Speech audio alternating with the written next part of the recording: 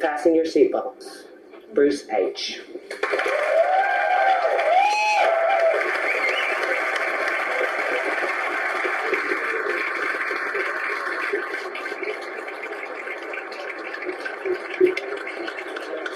Let me get this shit out of the way. Looks like my house. My name is Bruce. I'm alcoholic. I've been kept sober since August the 23rd of 1983. And that's because of Alcoholics Anonymous. Of course, you all know that Charles Leslie Stewart died of a heart attack today on the way to the men's meeting, who I had the privilege of being sponsored by for the last 3 years now. I will miss him. I went over to his lover's house this afternoon and sat with him for a couple of hours, and we talked about things. And he said, I said, is he being cremated? And I said, is he being cremated? And he said he believes so. And he said, do you want to be cremated? And I said, yes, that's my first choice. My second choice is I want to be eaten.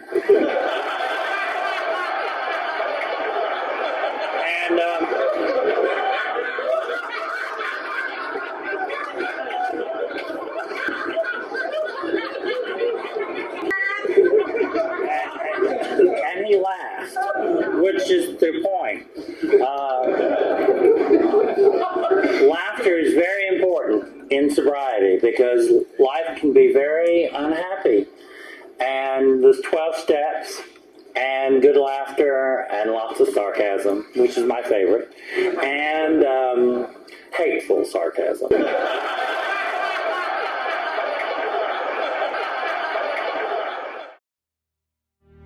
I've been a puppet, a pauper, a pirate, a poet, a pawn and a queen. I've been up and down and over and out, and all the drama I've seen. Each time I find myself flat on my face, I pick myself up and get back in the race. That's life. Oh, I can't deny it. I thought of quitting, oh, but my friends just wouldn't buy it. But if I thought it wasn't worth a try, I just jump right up on that big bird and then I fly. I've been a puppet, a pauper, a pirate, a poet, a pawn and a queen. I've been up and down and over and out, all the drama we've seen. Each time we find ourselves flat on our face, we pick ourselves up and get back in the race. That's life. That's life.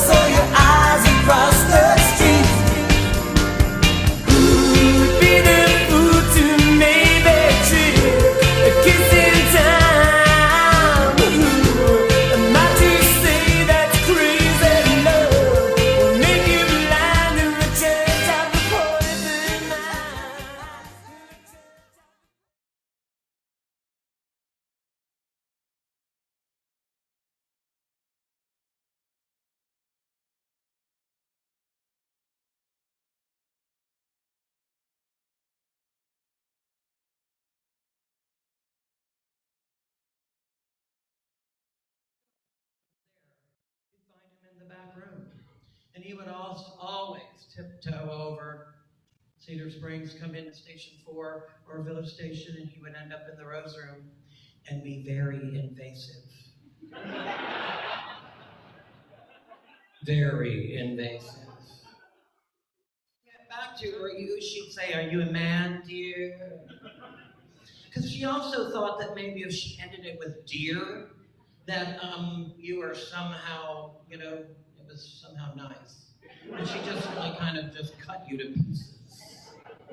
She was devastated over the deaths of Whitney Page and Erica Andrews. She thought really highly of them. But what you thought of her, she was indifferent to and unconcerned. Fuck 'em, she would say. I'm really not an affectionate person, but I was really affectionate with Bruce. We would hold hands, and he loved perfume, Jungle Gardenia and Tom Ford's Black Orchid. And after my husband died, he called me and said, "Hey girl, come over and spend the afternoon. We'll wear women's clothing." And we did.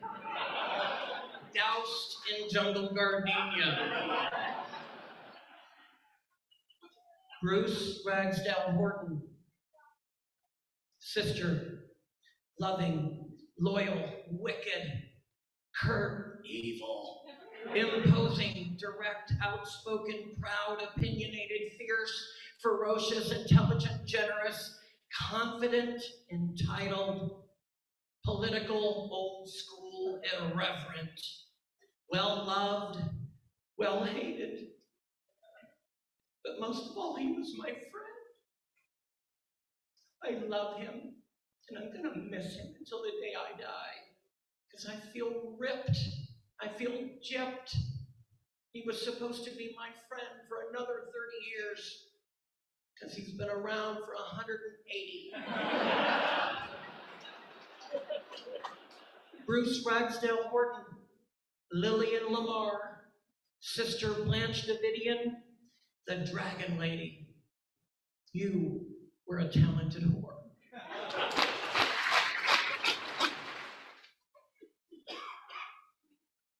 Hi everybody, I'm Kathleen, and I'm an alcoholic. This is my family. Whether you're part of our AA family, you're always part of our heart, because we're part of Bruce's family. I'm really honored to be a token straight girl, to be able to talk about AA, talk about my friend Bruce. I have nothing witty, I have no story. I just think of him, and I have joy in my heart. I have sorrow, like we all do, and more so joy, that I feel so blessed, as many of us do, that we got to know Bruce Horton. Thank you to his family for being here, sharing your love with him, about him. Everyone said, when I don't know when I first met Bruce. He appeared, as he did. All of a sudden, I filled the whole doorway, and I don't know, we just kind of fell in love. He knew I was a girl who liked glitter, and he was a boy who knew a lot about glitter. And, I just have so many great memories of him being so witty and so bad. Like many of us, I think, he didn't just say that. Oh yeah, he did say that. So, what can I say? I can't go and say it. We're all here today with glitter. Glitter that he made for us, glitter that he gave us, glitter in our heart. There will always be glitter from Bruce. And I want to share that Bruce was loved greatly. And in the program of Alcoholics Anonymous, we were truly blessed to have such a presence, such a great man, such a great friend. And when he died, the postings on our private Facebook page just talked about how people owed their life to him. That sometimes when we come into Alcoholics Anonymous, we think our life is over, that we will never have fun again. And there was Bruce. I was wrong, it's gonna be okay here. It's gonna be A-okay. Bruce helped a lot of people. He helped us learn to have fun. He helped us to be a little glamorous when our souls were shattered. and he shared so much with all of us. But now Alcoholics Anonymous, he was a very special friend. He came over one year, we celebrated our 80 birthdays together, and he knew he was diabetic. He came with a big ass chocolate cake that he had just made. And I was so Bruce, let's just eat cake all day. I am so with you, Bruce. So what I'd really like to do is just share something for reading. Thank you, Raymond. Thank you, Patrick. Thank you for everyone. And thank you, Bruce. I want to share this first, but our readings, our big book of Alcoholics Anonymous, is very special to us. Bruce loved AA, and we loved him back. He would show up, I remember, he'd show up at so many things, and the first time I had to ask for a piece of jewelry as a donation, which just preceded a lot of other asking. He just said, well, honey, I donate all the time to anything that's in recovery. And he was so generous. And I came back to this little group of women who were volunteering for his council, and they all had like little pearls. And I brought out this big Bruce Horton pin, and I was Dragon Lady. I go, look what I have. They were not as impressed. They were kind of astounded. It was big. I bought it. It was so fabulous. It was just, I wanted to wear all my Bruce jewelry, so I'm glad you showed up with it all. I did want to share this. In our big book of Alcoholics Anonymous and our program of AA, which has saved many, many lives, certainly mine, Bruce, many of us here. This is something that our co-founder, Bill Wilson, wrote about another co-founder named Ann Smith. And this was 1942. And what he wrote, he says, who but God could assess such a contribution? We can only say it was priceless and magnificent. Now, he didn't know Bruce, but he could have written it about Bruce, couldn't he? He was writing about Ann Smith. And then he says, not a soul who knew Bruce will say that she is really gone. Each knows better that nor do we think we shall never see him again. For like nearly all our fellow AA members, we believe there is no death. Bruce is only out of our sight and hearing for a little while. I'm going to end this time with you. I will never end this time with Bruce, none of us will. He just left a trail of glitter. I think of him as we do, with so much love. This is from our big book, again, of Alcoholics Anonymous, and I think it says a lot about how we feel about Bruce and how he felt about us and each of us here, and many, many further afield. It says, abandon yourself to God as you understand God. Admit your faults to him and to your fellows. Clear away the wreckage of your past. Give freely of what you find and join us. We shall be with you in the fellowship of the Spirit, and you will surely meet some of us as you trudge the road. As you trudge, you will surely meet us. We shall be with you in the fellowship of the Spirit, and you will surely meet some of us as you trudge the road of happy destiny. May God bless you and keep you until then. Thank you.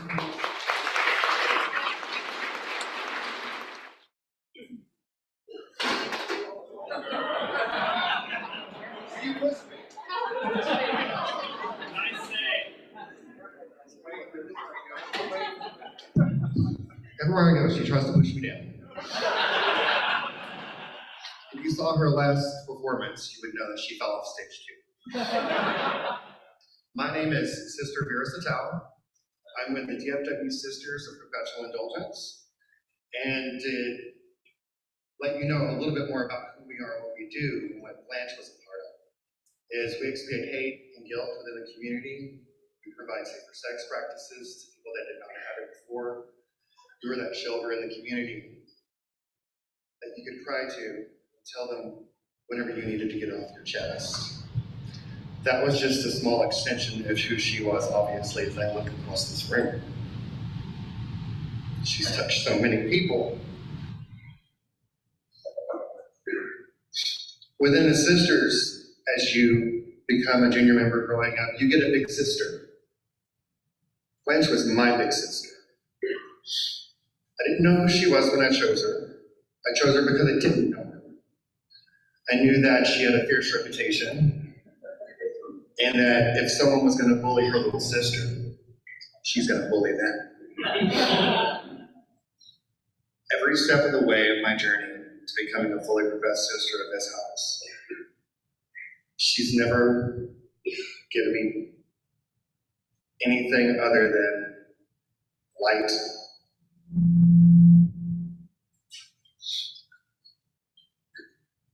She's always shined down on me. She's given me mercy when I needed it. She showed me what humility was when I didn't know what I was doing. When I was struggling personally, she made sure I never went hungry. She made sure to stand beside me. She pulled me up. She would walk with me. I've seen her do amazing things to people, for them. No matter what it is, she gave 100% of who she was. She gave it so freely. She's a beautiful, beautiful person. I don't think there's any amount of words that I can ever convey to y'all to express the gratitude that I have in my heart for the person that she's helped me become, for who I see in all of you.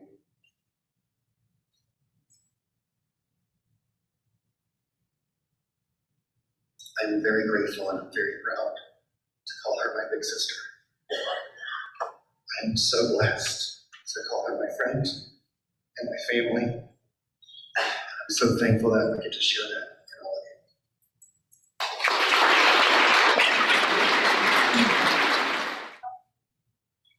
Hello, ladies and gentlemen. I'm Ivana Walborn, live from Las Vegas, Nevada. I want to thank everyone that chipped in to send the jet. Thank you, Patrick, for the jet to pick me up yesterday. I arrived at the jet port and they said, your ticket is for the Greyhound. Anyway, I'm supposed to wrap this show up. You know, how can you wrap that up? I mean, you can't wrap any of this up. I met Bruce 33 years ago.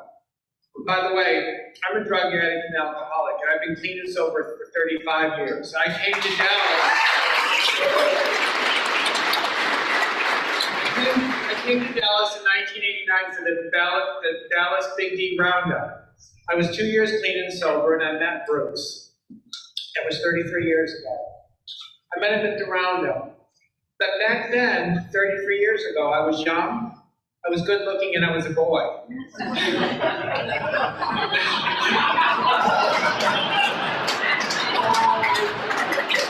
Now, you know, they said everything's going to change, it sure did. It sure did, ladies and gentlemen, I'm telling you. Bruce came up to me at the Big T Roundup, and he says, "Are you a whore?" I said, "Why?" He says, "I got somebody I want you to meet." He says, "It's gonna eat you up." I said, "Oh, okay." Well, needless to say, I spent the next year living in a penthouse over in Turtle Creek. Just saying, it was God's way to take care of me. In that first year that I was here in Dallas, I got to know Bruce. We became best friends. He says, "No one's gonna like you because you're a whore." He says, "But I'm a whore too." Back then, I mean, I was. You know, I've been married several times, believe it or not. I've been with my husband now for 25 years, who Bruce loved and I love sometimes. We lived in Seattle, we lived in Palm Springs, I went back to Fort Lauderdale after spending a year over in Turtle Creek. My husband was in the government, and they moved us to Oklahoma City. And everyone in Oklahoma City said, "Why are you in Oklahoma City, Miss Ivana?" And I said, "Witness protection."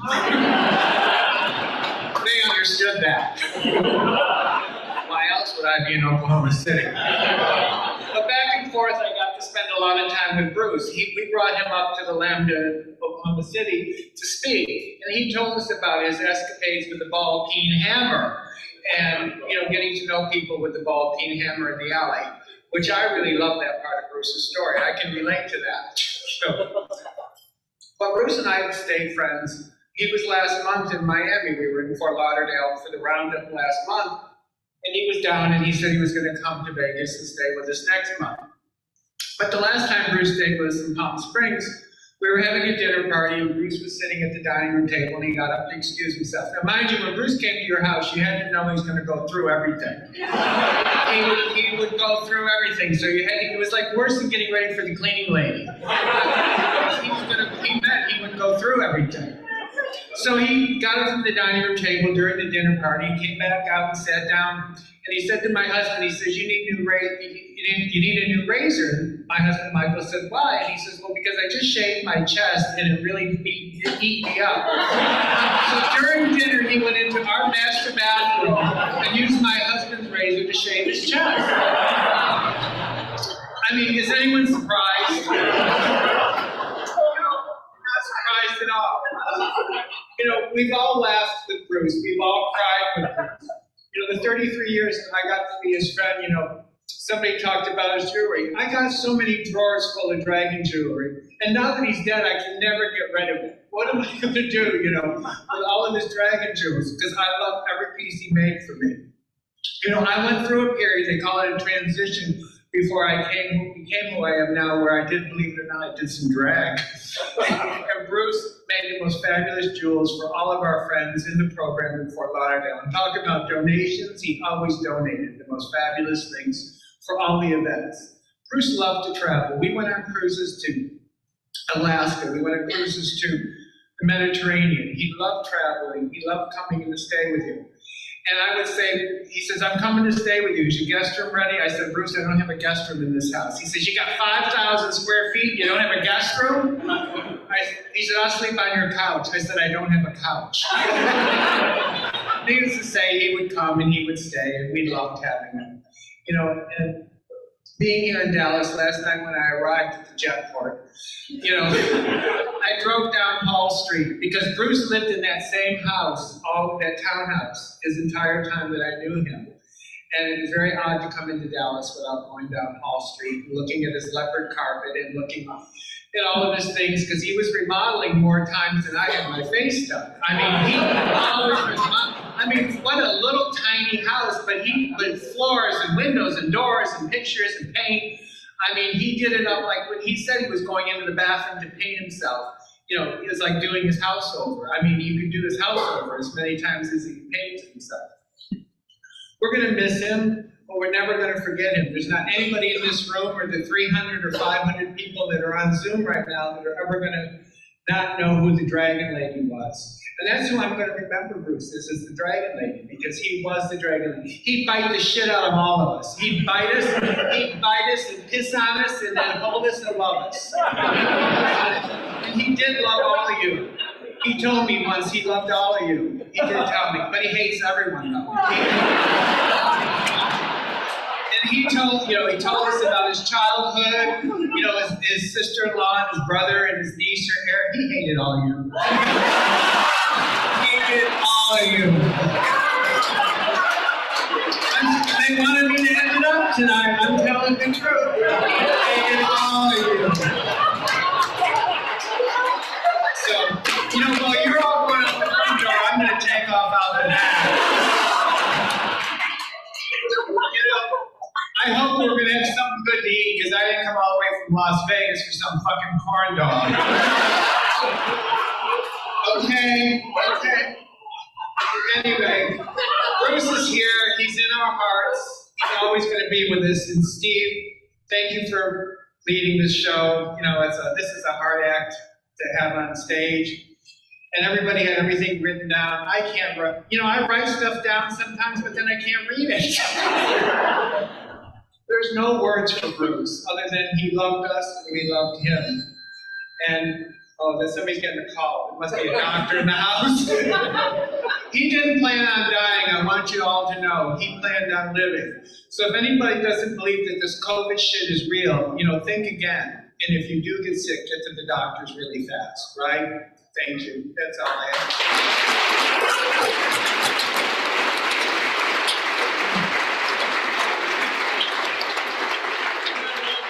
It said, get off. It said, get off the stage. It said, old bitch, get off the stage. Fuck you.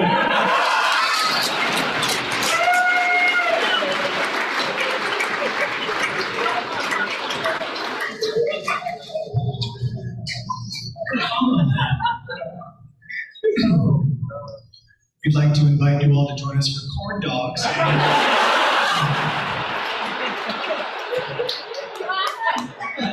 You think I'm kidding? So first of all, thank all of you. I mean, and really to everybody that's here and watching. Bruce had such a full life, and I hope to live a life as full as he did. In the days and weeks to come, there will be many more Bruce stories about his incredible ability to shock you and to love you, and really to help you. That was a big theme today, that Bruce was, as salty as she was, she was always the first to say, let me know how I can help. I do want to leave you with one final piece of Bruce wisdom before our reception, and it is this. If you ever tell a drag queen she's ugly, Bruce says, do not turn your back when you